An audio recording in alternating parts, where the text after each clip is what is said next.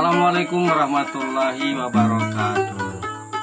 Selamat berjumpa kembali di channel ini. Semoga kita semua selalu diberi kesehatan dan waktu luang, karena kedua nikmat ini biasanya sering kali dilupakan oleh kita semua.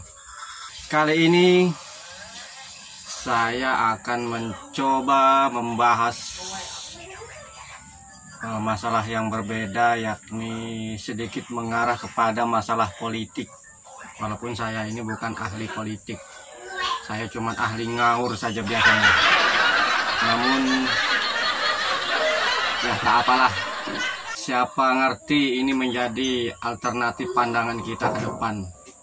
Ini berkaitan dengan aturan di negara kita bahwa pemenang pemilu itu biasanya akan diraih oleh mereka yang memiliki suara terbanyak, ya, perolehan suara terbanyak. Mereka lah yang terpilih menjadi anggota legislatif atau kepala daerah ataupun presiden. Jadi mereka yang punya perolehan suara terbanyak. Jadi saya berpikir begini, bagaimana sistem ini kita ganti saja, karena sistem yang kita pakai selama ini terbukti tidak memberi suatu perubahan yang signifikan buat negeri ini. Ini kan menurut saya ya, Anda tidak perlu protes karena ini menurut saya saja. Hasilnya, output dari pemilu ini ya begitu-begitu saja. Jadi bagaimana kalau sistemnya ini kita rubah menjadi siapa yang memiliki suara terkecil, dialah yang menjadi pemenang pemilu, atau dialah yang terpilih menjadi anggota legislatif misalnya. Jadi siapa yang memiliki suara terbanyak malah tidak terpilih atau tereliminasi. Mungkin rekan-rekan semua protes, gila lu, dasar otak lu sinting kali ya. Wong dengan suara terbanyak saja sebagai pemenang pemilu negara kita ini semrautan berantakan gak karu-karuan begini, apalagi dengan suara yang terkecil yang menjadi pemenang pemilu. Atas dasar apa saya mengusulkan sesuatu yang dianggap tidak masuk akal ini? Nah, di sini paling tidak ada dua alasan yang akan saya beberkan atau yang akan saya utarakan kepada rekan-rekan semua. Yang pertama, apabila pemenang pemilu itu diraih oleh kontestan yang punya perolehan suara terbanyak, ini memungkinkan orang untuk bermain uang di sini atau money politik. Semakin banyak uang yang dia gelontorkan untuk membayar para pemilih, maka kemungkinan besar dia akan memiliki banyak perolehan suara, karena kebanyakan pemilih di negeri kita ini adalah orang-orang yang tidak mampu dan mereka butuh uang. Jadi mereka terima saja dan mereka pilih dia, walaupun orang-orang yang memakai cara ini punya akhlak yang sedikit bangsat misalnya, namun tetap saja dia terpilih sebagai pemenang pemilu dan akan memimpin atau yang akan mengatur negara kita ini. Nah, jadi sistem pemilu dengan sistem perolehan suara terbanyak menjadi pemenang pemilu ini sangat berpotensi besar untuk seseorang bermoney politik. Selain berpotensi besar untuk seseorang bermain uang dalam memperoleh perolehan suara, maka sistem ini juga memungkinkan orang untuk membuat pencitraan.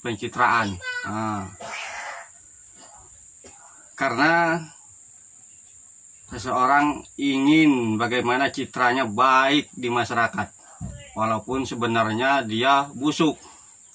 Dibuatlah pencitraan semacam, anggaplah pasang-pasang baliho lah, membuat kata-kata bijak lah, atau belasak belusuk ke sana sini, masuk got dan sebagainya. Semua itu untuk menarik simpati masyarakat. Padahal yang namanya pencitraan itu menurut saya sebuah pembohongan kepada masyarakat.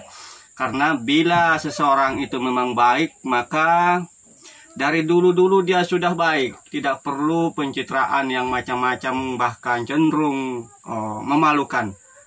Terkadang saya sendiri sering malu melihat para politikus-politikus busuk ini melakukan pencitraan.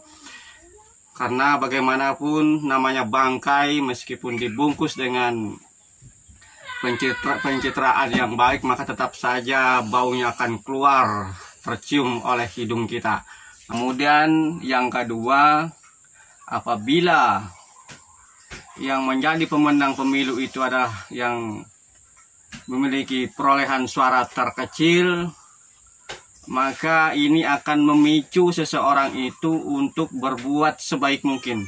Orang yang cenderung diremehkan atau dianggap tak mampu, itu secara psikologis dia cenderung akan membuktikan kemampuan dirinya.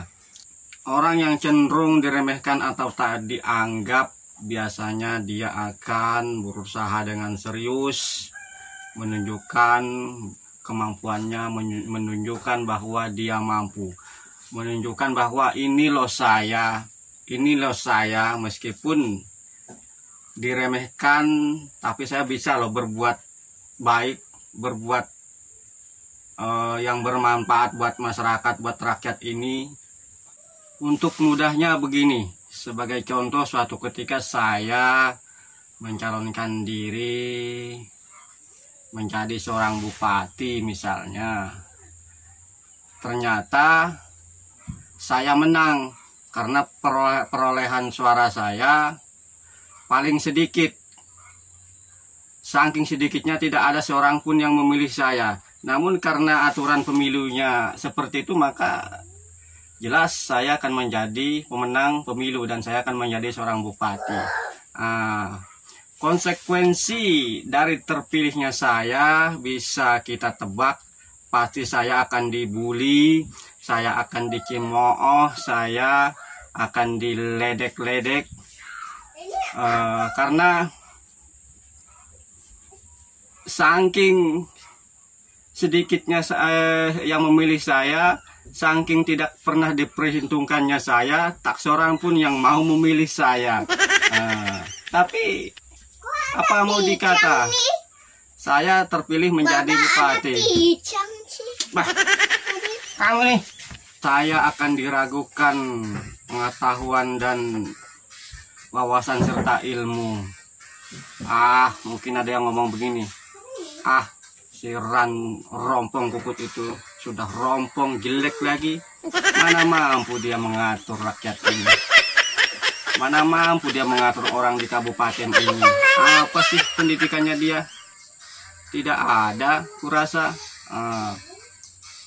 Mana ngerti, misalkan ada yang berkata begini, mana ngerti si orang udik itu tentang fungsi-fungsi manajerial misalnya.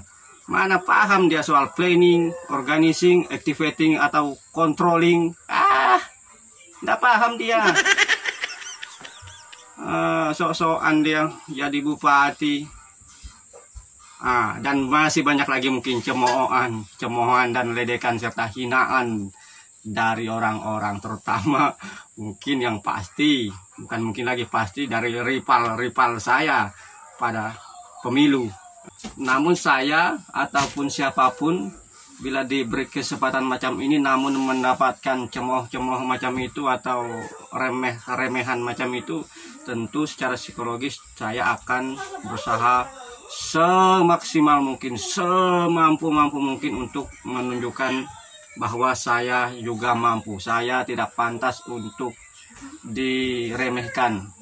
Saya patut untuk diperhitungkan, dan saya juga mampu memimpin atau berbuat baik untuk masyarakat, berbuat baik untuk negara ini. Itu ini yang mendasari saya untuk punya pemikiran macam ini. Dan kalau seandainya bisa, saya akan mengusulkan ini agar undang-undang pemilu itu dirubah aturannya. Nah, itu dua alasan yang mendasar mengapa saya mengusulkan cara-cara gila macam ini. Ya, siapa ngerti lah, kita tidak bisa juga meremehkan siapapun yang ingin memajukan negara tercinta kita ini, walaupun hanya bisa menyumbangkan sebuah pemikiran yang tak bermanfaat sekalipun. Sekian, wassalamualaikum warahmatullahi wabarakatuh.